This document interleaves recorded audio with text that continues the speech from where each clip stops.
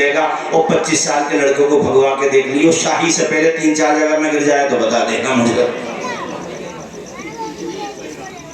फिर कह रहे हैं हजरत बीमारियां फैल रही हैं। अबे नया जमाना वही अच्छा था जो गुजर गया जमाना। अब तो वो नामवरी के चक्कर में लोग थम्स अप पिला रहे हैं, ठंडा पिला रहे हैं। पलट के आ जाओ अपने देसी तरीके पे। समझ में आई? आज मुझे बड़ी खुशी हुई जब खाना लेकर के आए हमारे अहबाब हाफिज रियाजुद्दीन साहब, अल्लाह खुश रखे पूरी टीम को। मुझे बड़ी खुशी हुई जब कड़ी लेके आए, तो कड़ी चावल ये मुझे बहुत पसंद है माशाअल्लाह। मैं तो मुबारकबाद दूंगा आकिल भाई, और हम तो हंस रहे थे। मुझे बताया कि माशाअल्लाह यहाँ तो शादी में भी चलती है, सुभान अल्लाह। अरे कितनी अच्छी बात है, ये तो बड़ी खुशी की बात है। देसी चीजें खाते हो इसलिए स्वास्थ्य भी नजर आ रहे हो, आपके चेहरों पे सेहत नजर आ रही है। मगर जवानों से कहूंगा मोबाइलों पे सेहत बिगाड़ मत लेना कहीं। ऐसा ना हो अब्बा समझे बेटे आराम फरमा रहे हैं और बेटे मुंह ढक के जिंदगी बदनाम फरमा रहे हैं। ऐसा भी नहीं होना चाहिए। बुरा मत मानना मेरी बात का, भाई बुरी तो नहीं लग रही है मेरी बात, बताओ है? ऐसा मत करना, अपनी सेहत बनाओ, सेहत का ख्याल रखो। तंदुरुस्ती 1000 नेमत होती है। मैं बात आगे बढ़ाऊं, मैं आपको ये कह रहा था कि पहले का दौर ऐसा होता था कि लोग कुओं से पानी लाया करते थे। अब हजरत बायजीद बुस्तामी, और रात का वक्त था, आधी रात या आधी रात के आसपास का वक्त, वो पानी लेने गए। तब तक माँ की आंख लग चुकी थी। अल्लाह अल्लाह। अब माँ को करीब में जब पानी, यानी माँ के पास वो पानी का मिट्टी का बर्तन था, वो मिट्टी के बर्तन में आप लोग भी खाया करो, मेरा मशवरा मान लो। आज दुनिया कहती है कि मिट्टी के बर्तन में चाय पियो, यानी तो वहाँ कुल्हड़ कहते हैं उसको, कप हो कुल्हड़ हो, या मिट्टी के बर्तन में खाना खाओ। तो मैंने अखबार में पढ़ा, वो किसी पंडित जी का बयान था, तो उसमें लिखा हुआ था कि मिट्टी के बर्तन में खाने से जो है एक तो स्वास्थ्य को फायदा होता, दूसरा उसके टेस्ट में, उसके जायके में इजाफा हो जाता। मैं यार अखबार में पढ़ रहा था और मुझे हुजूर की हदीसें याद आ रही थी।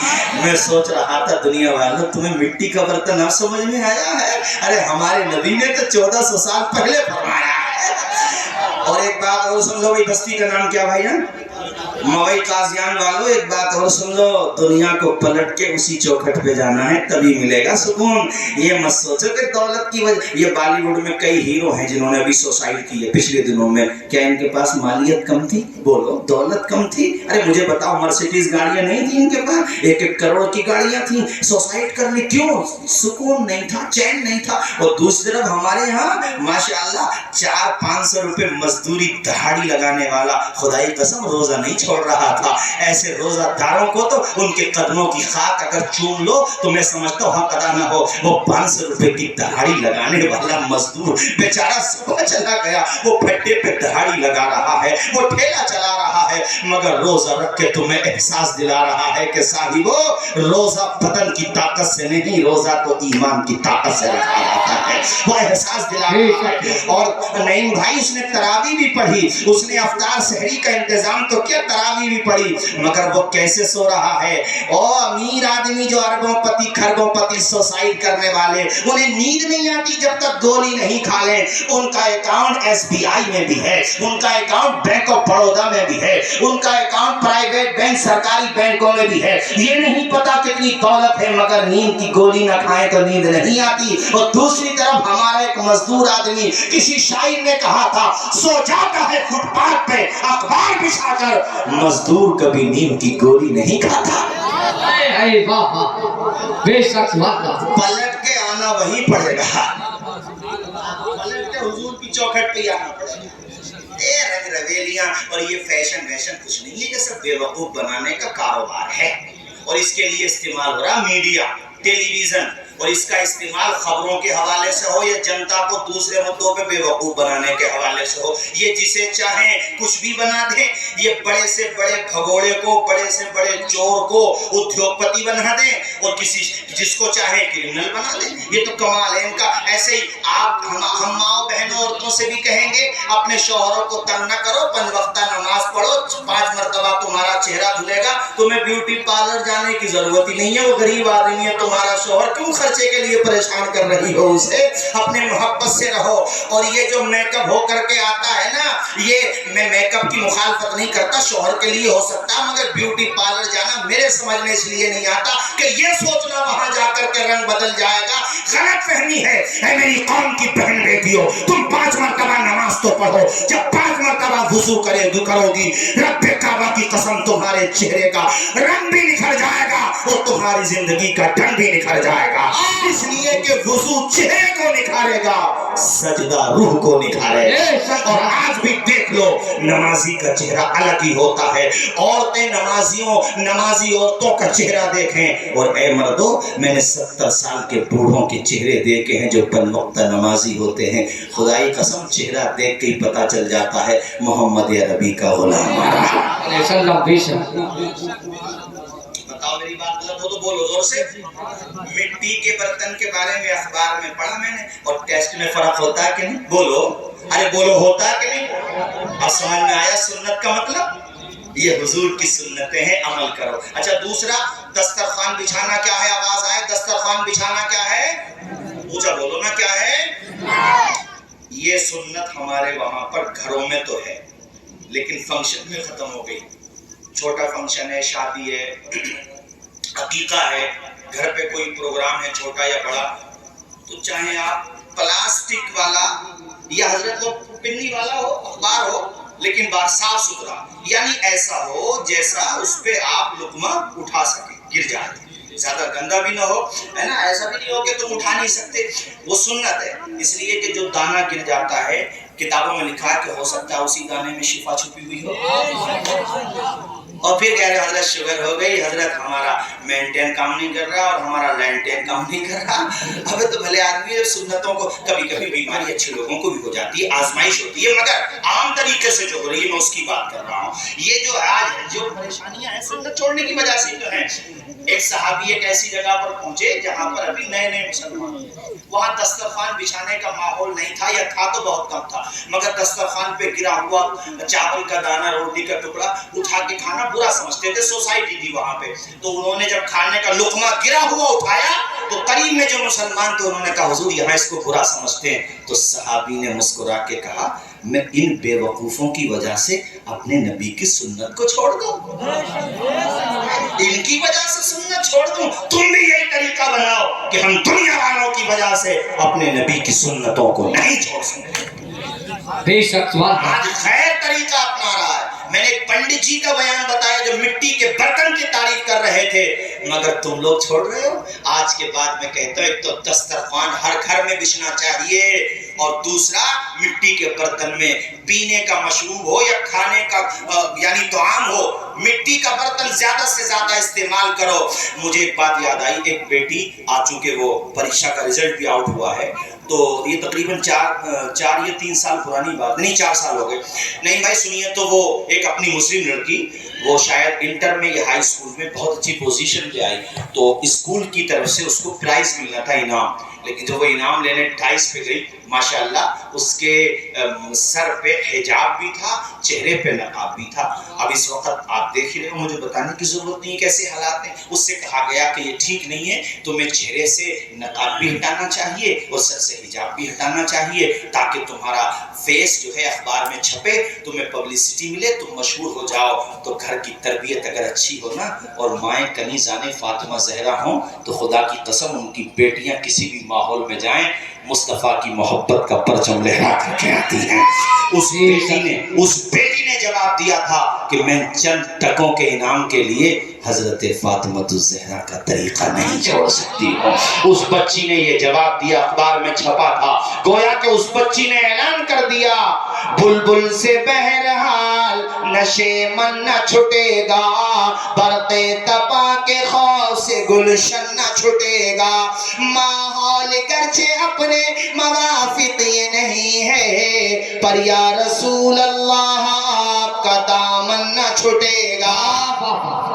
بے شک بات بہت آگے چلی گئی، میں یہ کہہ رہا تھا رات کے وقت میں سردی کا موسم ہے، نظام عالم کا تلاطم خاموش فضا کے بندریچے سکوت شب کا پیغام دے رہے ہیں، دنیا دنیا خراٹے کے عالم ہے۔ ماں نے رات میں پانی مانگا، بیٹے کا نام ہے بایزید بستامی، وہ پانی لینے کے لیے کنویں پہ گئے، تب تک پانی لے کر کے آتے ماں کی آنکھ لگ چکی تھی۔ اللہ اللہ، فرما بردار بیٹے ایسے ہوتے ہیں، دیکھو اللہ کے ولی ایسے ہوتے ہیں۔ وہ پانی کا برتن لے کے ماں کے سرہانے پہ کھڑے رہے، بار بار دل میں خیال بھی آتا تھا جگاؤں نہیں جگاؤں، مگر وہ کہتے تھے نہیں جگاؤں گا، اس لیے کہ پتہ نہیں میری ماں کتنی راتوں کو جاگی ہے میرے لیے، اگر ایک رات میں بھی ماں کی خدمت میں جاگ جاؤں گا تو کیا پتا میری قسمت کا ستارہ جاگ جائے، اللہ کرے میرا بیڑا پار ہو جائے۔ تم سے کہتا ہوں تم بھی اپنے ماں باپ کی خدمت کیا کرو، سیوا کیا کرو، وہ بوڑھے ہو گئے ان کو بوجھ مت سمجھو، ان کو مصیبت مت سمجھو،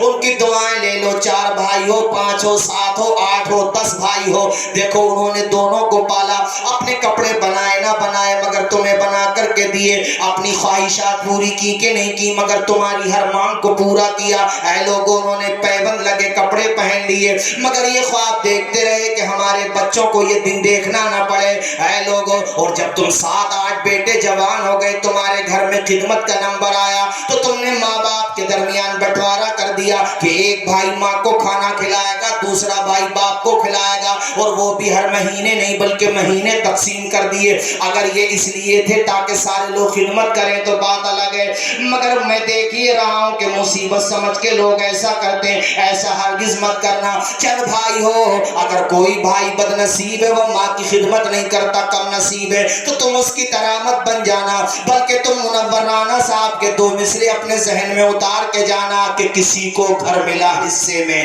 یا کوئی دکان آئی، میں گھر میں سب سے چھوٹا تھا، میرے حصے میں ماں آئی۔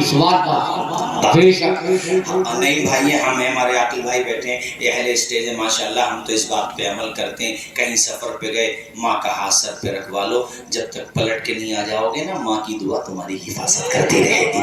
تم بہیڑی جا رہے ہو، پیلی بھیت شریف جا رہے ہو، ادھر آپ کے ستار گنج جا رہے ہو یا ادھر بریلی شریف آپ جا رہے ہو، تو یار ماں سے بتا دو ماں میں بریلی جا رہا ہوں، کل تک آ جاؤں گا، باپ کا بھی ہاتھ چوم لو، اس کا دل بڑھ جائے گا۔ تم نہیں بھی کہہ کے جاؤ گے دعا تو وہ تب بھی کریں گے تمہارے ماں باپ، لیکن کہہ کے جاؤ گے تو ان کا من بڑھ جائے گا، انہیں خوشی ہوگی، وہ نماز پڑھنے جائیں گے نا تو اپنی ہم عمر ہم جولیوں سے کہیں گے مالک ایسی اولاد سب کو دے جیسی اولاد اللہ نے ہمیں عطا فرمائی ہے۔ بڑے فرما بردار بیٹے ہیں، دعائیں لیا کرو۔ منور رانا صاحب کے 4 مصرے لگے ہاتھ تو سن لو میرے ساتھیوں، ہمارے کچھ گناہوں کی سزا بھی ساتھ چلتی ہے، اب ہم تنہا نہیں چلتے، دوا بھی ساتھ چلتی ہے، ابھی زندہ ہے ماں میری مجھے کچھ بھی نہیں ہوگا، میں گھر سے جب نکلتا ہوں دعا بھی ساتھ چلتی ہے۔ بے شک تمہارے قریب کے تھے مرحوم سجاد نظامی، اللہ انہیں جنت میں اعلیٰ مقام عطا فرمائے، وہ 2 مصرے ماں باپ کے لیے پڑھا کرتے تھے، اجازت دیں تو سنا دوں میں آپ کو؟ ارے زور سے بولو، سنا دوں، نیند تو نہیں آ رہی ہے آپ کو؟ ایک مرتبہ ذرا ہاتھ اٹھا کے ماں باپ کے نام پہ بولو سبحان اللہ۔ اللہ خوش رکھے، بہت اچھا آپ لوگ سن رہے ہیں، میں تو پہلی دفعہ آیا ہوں لیکن ماشاءاللہ مجھے بہت اچھا لگا آپ لوگوں سے مل کے، ماں باپ کے لیے 2 مصرے، اور اس نیت سے سبحان اللہ بولیں کہ اللہ مرحوم سجاد نظامی صاحب کے درجات کو بلند فرمائے اور ان کی مغفرت فرمائے۔ او جیتے جی دنیا میں جنت کا مزہ لیں گے،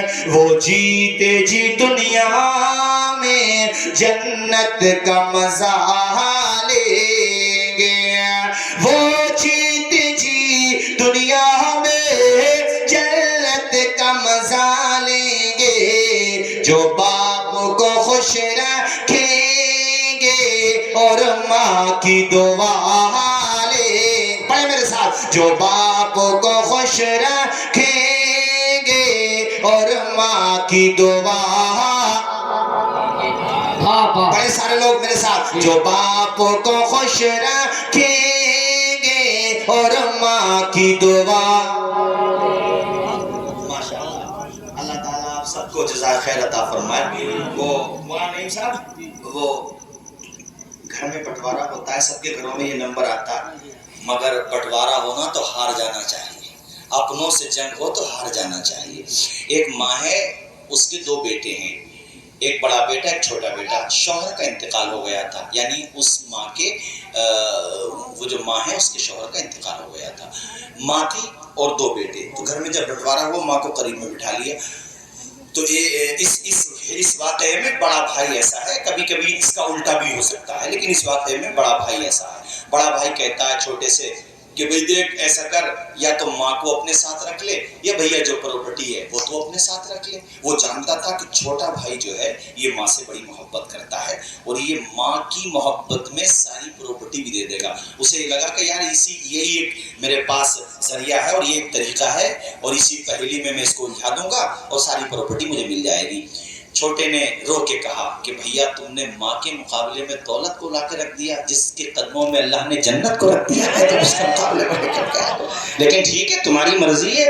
रोने तो लगा वो, कहा भाई ठीक है, आपको अगर जायदाद, वरासत, माँ का जेवर, बाप से मिलने वाली वरासत, जमीन, मकान, जो कुछ भी चाहिए ले लो, लेकिन मैं अपनी माँ का आंचल नहीं छोड़ सकती। देखो माँ भी उस वक्त घर में जब बंटवारे होते हैं ना, तो माँ बाप बेचारे हसरत भरी निगाहों से देख रहे होते हैं कि हमारे 5 बेटे हैं, 6 हैं, सब के सब ये मुझे चाहिए, रोड वाली जमीन मुझे चाहिए, मकान, लेकिन उनमें से कोई ये नहीं कहता कि माँ बाप भी हमें चाहिए। वो माँ बाप हसरत भरी निगाहों से उस मौके पे देखते हैं कि इतनी औलाद है हमारी। वो साहिबो, इसीलिए तो हुजूर ने बेटियों का मकाम ज़्यादा बताया है, क्योंकि बेटियां वो दर्द रखती हैं अपने वालिद के लिए कि उसको पता चल जाए, जैसे बहेड़ी में आपकी बेटी है या सितारगंज में दूर है या इधर मिलक के आसपास, और उनको पता चल जाए हमारे अब्बा जी की तबीयत ख़राब है, खुदा की कसम दौड़े दौड़े आ जाती है। बेटी इतनी मोहब्बत होती है, हालांकि हम बेटी को जो शरीयत ने हक दिया वो कहाँ दे रहे हैं, जब उसके बावजूद भी बेटी को इतनी मोहब्बत है कि आ जाती है। वो हमारे हुजूर ने क्यों फरमाया कि बाजार से कोई चीज सामान खरीद के लाओ जिस खाने पीने का, तो बेटों से पहले बेटी को दो, क्योंकि बेटी को तो एक दिन रुखसत होके जाना है। यार बेटों, मैं सब बेटों को नहीं कह रहा हूँ, मेरी बात का गलत अर्थ मत निकाल लेना, मगर आम तरीके से यही होता है कि बेटी बस ये चाहती है मेरे माँ बाप खुश रहें, बस उसको बेचारी को और क्या चाहिए। तुम दोगे तो आएगी, नहीं दोगे तब भी आएगी, लेकिन इज्जत दोगे तो बहन का दिल बढ़ जाएगा, बस बात ये है। बेटी, अल्लाह अकबर, बेटी ऐसी होती है। हुजूर के ज़माने से पहले, हुजूर की तशरीफ आवरी से पहले बेटियों को गाड़ देते थे। वो बाप जब ले जाता था ना, वो गड़ा खोदता था बाप, तो बेटी का दिल ऐसा होता कि वो बेटी अपने नन्हे हाथों से बाप के माथे से पसीना पूछती थी और कहती थी अब्बा जी मैं तुम्हारे काम में हाथ बटा दूं, और अपने हाथों से गड़े से वो धूल निकालती थी, मिट्टी। उस बेचारी को क्या पता होता था कि मेरा बाप मुझे दाबने का, मुझे दफन करने का तरीका बना रहा है बेटी, मगर फिर भी वो रोते हुए कहती अब्बा जी मुझे दफन न करो, मैं तुम्हारा बोझ नहीं बनूंगी। बताओ इन बेटियों को मकाम दिलाने के लिए रहमतुल लिल आलमीन ने आवाज़ उठाई कि नहीं उठाई? और हुजूर ने फरमाया मन कान लहू सलासु बना, जिसको अल्लाह 3 बेटियां दे, फ़अद्दबहुन्ना वज़व्वजहुन्ना कान लहुल जन्नह, वो बच्चियों को अच्छी तरबियत दे, उनकी शादी कर दे। हुजूर कहते हैं मैं मोहम्मद उसके लिए जन्नत का ऐलान कर रहा हूँ। हुजूर अगर 2